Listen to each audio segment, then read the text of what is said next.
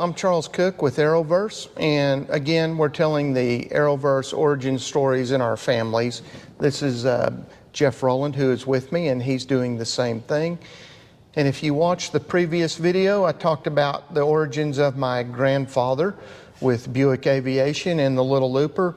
And today, I'm going to tell you about my wife, who also is third generation aviation. And we're going to talk about her grandfather. And it's a very tragic story, but it is one I think needs to be told. And I don't know how he ended up in the Army Air Force, but my wife's grandfather, Paul Berry, became a navigator in World War II. And he was crewed with a crew on a B24 bomber, which if you watch the prior video, that is what my grandfather was in Fort Worth doing, was putting Buick Aviation built Pratt & Whitney engines onto B-24 bombers. So there's a weird thread there between the two. And Melissa's grandfather was navigator on B-24 and became stationed in North Africa. And if you know a little bit of your World War II history, that was a very contested theater, very hard theater of war for the B-24 bomber crews. They were the ones who flew the raids into La Presti, Romania, to bomb the oil fields. Very high losses, very, very dangerous missions. And on one of these missions, the B-24 bomber my wife's grandfather was a navigator on was attacked by fighters and shot up very badly. The airplane barely made it back to North Africa. It had to cross the Mediterranean and into North Africa, and the pilot somehow managed to get it to the airfield and crash landed the airplane. And the crash was just as bad as the damage done by the fighter.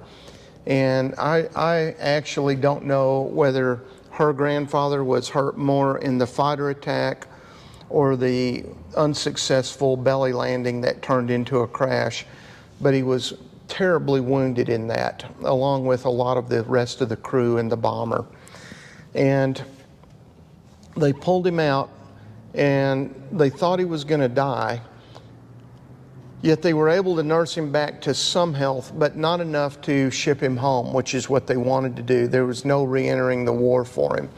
So it took them 3 months to nurse him just to the condition they could put him on a ship, for the ship to take him back to the United States to try to recover from the injuries he had. So the ship finally sailed with him on it 3 months after this accident, and he was taken to Florida and put in a hospital.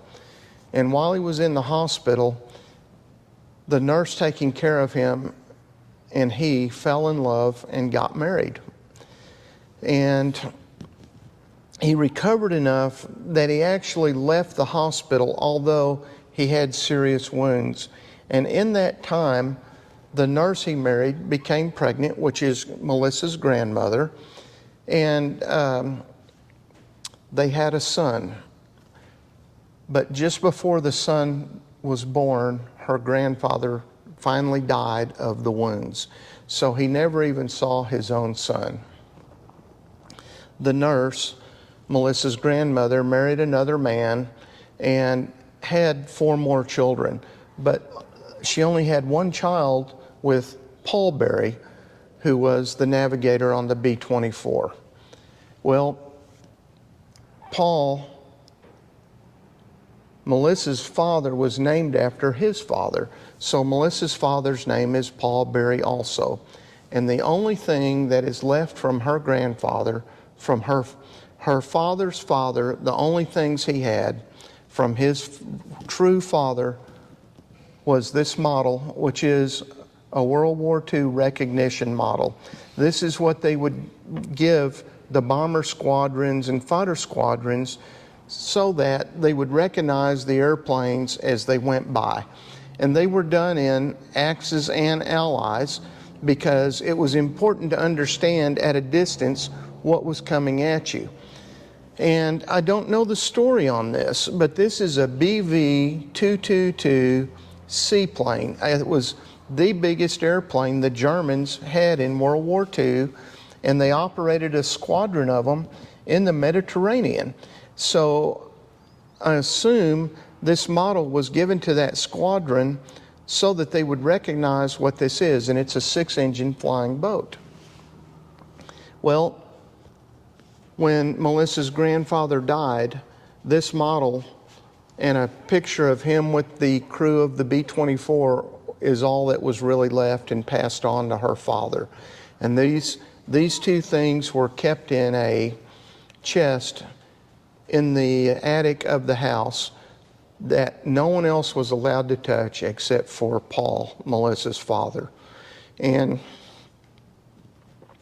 this touches me deeply. The men like my grandfather and Melissa's grandfather that gave everything they had to this country and aviation. Here at Arrowverse, we're here to tell these stories, to reconnect to the real root of what made aviation what it is, to reconnect to the associations that have given so much to us to make aviation happen for us today.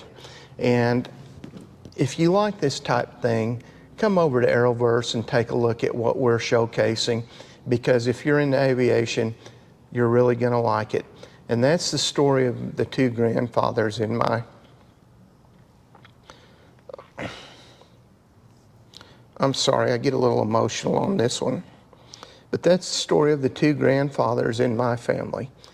And we're going to move on to what their children did. And then we'll finally get to how me and Jeff met and the aviation we have enjoyed. Thank you for sharing this with us.